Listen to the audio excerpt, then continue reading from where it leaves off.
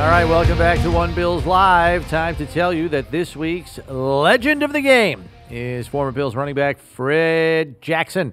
Legend of the game is presented by the BFLO store, the official retailer of the Buffalo Bills. Enter to win a $250 BFLO gift card and a football signed by Fred. Enter at buffalobills.com/BFLO. Fred, how we doing? You all ready to rumble on Sunday? I am. I'm doing well, man. I'm looking forward to it. It's always great to get back out to Highmark in front of Bills Mafia. I mean, they make me feel at home every time I walk out there. So I'm definitely looking forward to getting back out there. What are your memories about the Bills versus Jets games? They were always dogfights. You know, every time we lined up and played and competed against those guys, we had to bring our A game. You know, they did. It didn't matter what records were. Everybody was out there competing, you know, from whistle to whistle. And it was always fun to be in those games because it was always some of those defenses have always put us to test on the offensive side of the ball. So it's fun to do that. And I think it's going to be the same way. I think these guys are going to compete, come out. Both teams have a lot to fight for right now. So I expect it to be a hard-fought battle and one that the Bills need to come out on top of. Yeah, I mean, as much as division games are street fights, Fred, I would say these two teams, their backs are against the wall in terms of records here. And, you know, you always hear, oh, this is the desperate team. Well, both teams are pretty desperate in this thing. So that should ratchet up the intensity even more, right? Yeah, I would think so. I think there's a sense of urgency from both sides of these teams. They got to come out and, you know, establish what they want to do. And this is the time they need to press towards getting to the postseason. So that's definitely going to ramp it up. You know, guys are going to come out. There's some familiarity on both sides, you know, with, you know, Hackett being the offensive coordinator that was once in Buffalo and some players that are over there. So it's going to be fun, man. It's going to be a great atmosphere. You know, Bills Mafia always shows up. You know, it's a 3 o'clock game, 3:30, 4 o'clock game. So that'll be fun, you know, knowing that most of the NFL will be tuned in to see what's going on. It's a game that, you know, has some implications all throughout the league. So that's also more reasons to be tuned in and jacked up. And I think all those guys know that. So it's just going to allow for it to be a fun environment and a highly competitive one. Yeah, it is that time of season where teams are starting to, you know, they're going to make sure their season doesn't slip away, and they're fighting harder, right, and making changes and reevaluating and kind of settling in after some injuries have hit. Both these clubs in the last 2 weeks have had players-only meeting. Did you ever have one of those when you were playing? I was not a part of any of those, but, you know, there were times where we had meetings that we just had the players and players only were the ones that were in there speaking, you know, but we wanted the coaches to hear what we had to say about everything going on.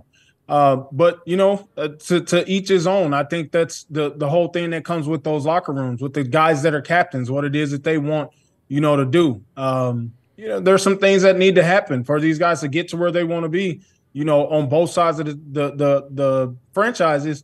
They felt like it was a time that they needed to have some meetings and some stuff needed to be aired out and some things that needed to be said by, you know, whatever parties wanted to speak up in those moments. And I think it just goes to leadership on both teams, you know, what they want to get accomplished and what it is that they need to, you know, lay the groundwork to get it done.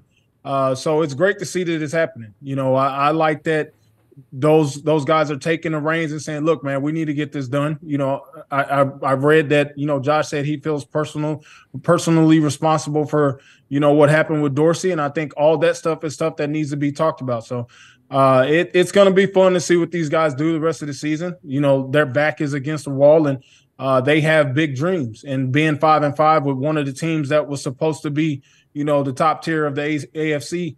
It's something where they have to come out and show what they're capable of doing and show why that they were picked to finish so high in the AFC. So I'm looking forward to see how they respond. Being a former running back yourself, I'm just curious for your impressions of James Cook here now in year 2.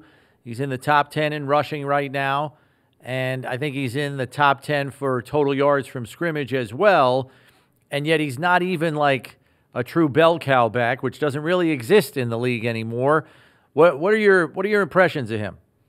You know what? I absolutely love watching him because I mean, you just sitting on the couch looking at him, you can just tell how slippery he is.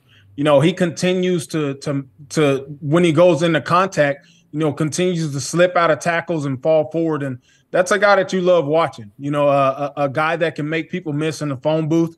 He's definitely capable of that. He has, you know, breakaway speed, so all he needs is an opportunity to get on the edge of, you know, a defender, and he's taking it the entire field. So you'd love to see him get more touches because I think it's one of those. I say it all the time: is it takes a lot of pressure off of everybody on the offensive side of the ball when you got a ground game, you know, working with him, you know, and all the backs in particular. But when you get that ground game going, it takes a lot of pressure off of Josh. It takes pressure off of the offensive line. It takes pressure off of the receivers.